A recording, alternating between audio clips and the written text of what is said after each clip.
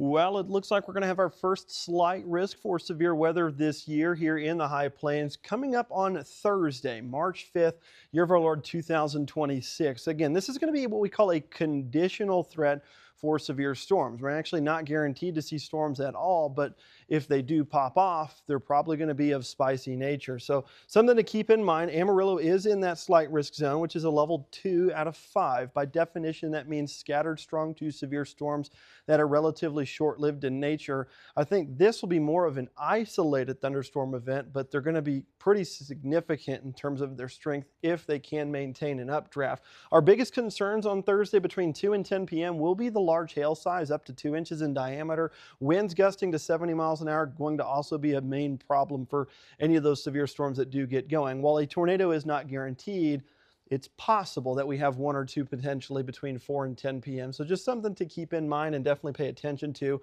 over the course of Thursday afternoon. Let's go ahead and run through our computer model. We'll see a lot of low clouds Wednesday morning behind that cold front. Maybe perhaps some mist and drizzle, but not really expecting much precipitation to accumulate. Clouds burn off in the afternoon. Temperatures are going to climb back up into the 60s to near 70 degrees. Should be a beautiful day there in the high plains tomorrow. And then Thursday, that's when all that moisture starts to pull back into the region. Our dry line should set up somewhere just to the west of Amarillo, back over towards Hereford, Vega, and extending up towards the Guyman, Oklahoma area. You can see our model at least tries to develop a few of those thunderstorms. They could be strong to severe. Storm mode probably going to be what we call discrete supercells. So these storms are going to have a tendency to spin.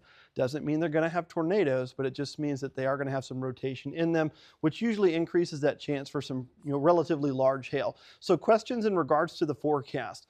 We do have some available moisture at the surface. There's a lot of dry air, though, aloft. And historically speaking, based off of previous events, when we lack the moisture aloft, storms tend to be very isolated and they tend to struggle, especially for areas on top of the caprock. So that's why this is going to be a conditional threat on Thursday. If we can clear the clouds out and warm up enough in the afternoon, I think we're a go for any kind of storm activity. But if those clouds are a little slow to move out, probably will be a quieter day, even though we do have that slight risk over the region.